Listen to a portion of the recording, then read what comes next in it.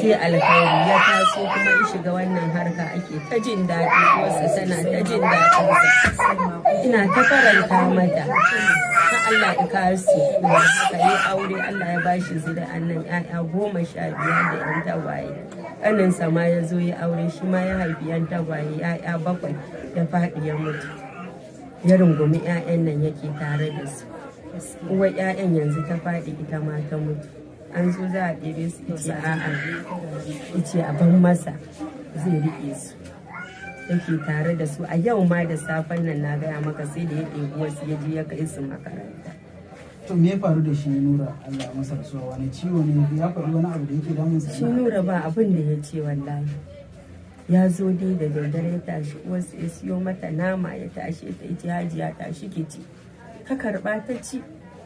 Ice Hajiya me kike so? Ta ce ni ba komai Nura, ba abin da yake dami ki. Ta ce ba komai. Ya ɗauko 5,000 ya bata.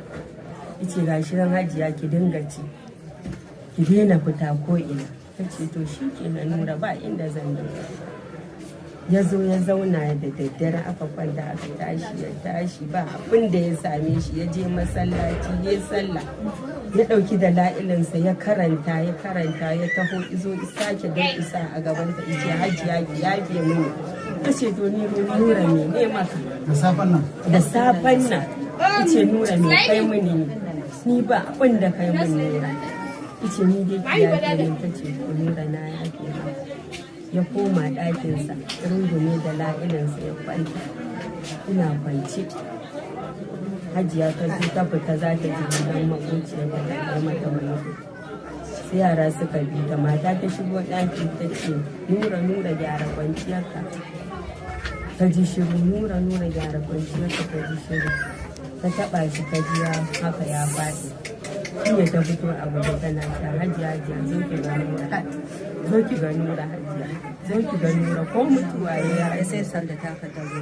Ta zo Hajiya ta taɓa Nura aka ce za a kai shi asibiti, sannan ma ya riga ya mutu.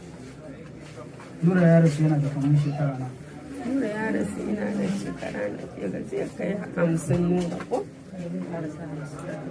Nura zai kai 50. Allah zai kai 50. Ɗaya shekara 50. A shi 'ya'yansa 10. ‘Ya'yansa da na ‘yan uwansa ya kama ki? Yanzu ya kama 21 waɗannan marayun na gabansa. Da nasa 21 yake tare da su. Ga uwarsa. Nasa 12 ne. Nasa su 7. Na Ali Allah shi kin gani yana da ransa. Marayu na magaji 7, nasa 12. Nura Mustapha Waye matashi ne wanda tun halin ƙuruciyarsa yake da burin yaɗa kyawawan halayen musulunci da kuma ƙaunar manzon Allah sallallahu alaihi wasallam. Ya cimma burinsa na cusa waɗannan kyawawan halaye a zukatan mafi yawan 'yan kallo. Nasarar Nura Mustapha a wannan buri nasa dai bata zo da mamaki ba, saboda addu'o'i da yake samu da kuma kyakkyawar niyyar da ya sa gaba. Amma duk da haka, karɓar saƙon a wajen 'yan kallo shi ke sa shi tunanin shi ne ko Nuran da yunƙurinsa na farko bai samu shiga ba? Labarin yana so isar da saƙonni ne da ba farko an gina shi ne akan gaskiya da riƙon amana. To daga ƙarshe kuma sai aka dinga masa rassa, aka dinga sako saƙonni ta yadda mutum zai rayu yadda zai sadu da Allah lafiya. Ya yi rayuwarsa cikin salama kuma ya mutu cikin salama.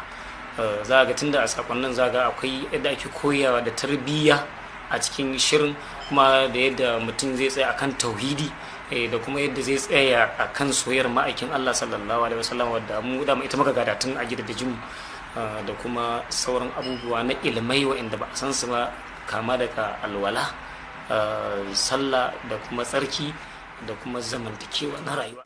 Isar da saƙo musamman wanda ya shafi addini da kamar wuya, saboda shi jigon fim an fi assasa shi ne kan nishaɗi kaɗai. To amma tunda an ce shi mai shawara aikinsa baya ɓaci, wani malami ne ya ƙarfafi gwiwar Nura ga wannan aiki nasa na alheri da ya sa gaba. Shi ai fim kamar kwalaba yake, idan ka ga dama za ka iya zuba masa rubutu, idan ka ga dama za ka iya zuba masa giya, in ka ga dama za ka iya zuba masa zuma. To idan ka ɗauko yanzu fit ɗin Izza So, to kaga da rubutu da zuma aka zama masa. miliyoyin mutane suna kallon wannan shiri kuma suna tura saƙonni waɗanda su ne ma'aunin karɓar da 'yan kallon ke masa. Wallahi tallahi akwai wasu a lokacin tun farkon ma kafin shirin ya nisa irin kawai dan dai ba zan iya zuba ruwa a kasan sha bane. Akwai wanda ya taba sun turo da sakonni cewa da suna yin wani abu mara kyau amma ta dalilin kallon shirin izo so sun daina. Akwai wanda ya ce shi ma'aikacin gwamnati ne amma ta dalilin shirin fitin izo so ya daina satar kuɗi. Wasu 'yan kallo sun bayyana ra'ayoyinsu wanda sun zo ɗaya da ra'ayoyin da Nura Mustapha ke samun sakonninsu a koyaushe. Ina gani sosai don baya wuce ni gaskiya, duk sati ina kalla. Akwai darasi da zaki ce kin kwaikwaya? Gaskiya sosai ma, kamar na ɗauki darasi a Izza so sosai. Kamar wanne da wanne kenan? Kamar irin gaskiya, riƙon amana, tausayi da kuma son manzon Allah sallallahu alaihi wasallam.